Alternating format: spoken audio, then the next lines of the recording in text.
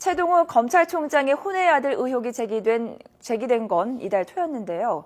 최 총장의 혼외 아들 의혹 첫 보도에서부터 법무부의 진상 발표까지를 연빛나 앵커가 정리했습니다. 조선일보가 최 총장이 11살짜리 혼외 아들을 숨겼다고 보도한 것은 지난 9월 6일이었습니다. 당시 최 총장은 전혀 모르는 일이라며 부인했습니다. 검찰을 흔들고자 하는 시도라고 규정했습니다. 사흘 뒤 최 총장은 의혹을 전면 부인하면서 정정 보도를 청구했지만 조선일보는 물러서지 않았습니다. 다음 날인 10일 아이의 어머니라고 밝힌 임모 씨가 의혹을 부인하는 내용의 편지를 공개했고요. 밝힐 수 없는 개인 사정으로 어떤 분의 아이를 낳게 되었고 아이가 커서 초등학교에 다니게 됐을 때 이름을 도용해서 아버지를 최동욱 씨로 한 것뿐이라고 말했습니다.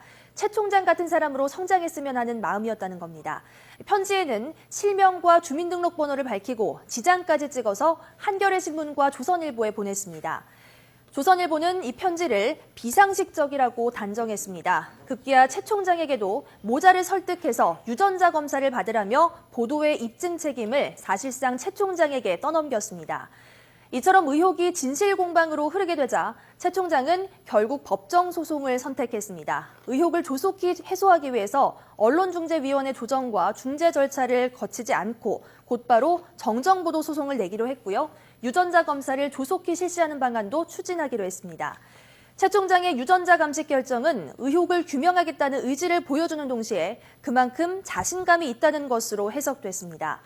하지만 지난 13일 법무부는 최 총장에 대한 감찰을 실시한다고 밝혔고요. 감찰 실시 발표 직후 최 총장은 전격적으로 사의를 표명했습니다. 그러면서 조선일보의 의혹 제기에 대해서는 부인했는데요.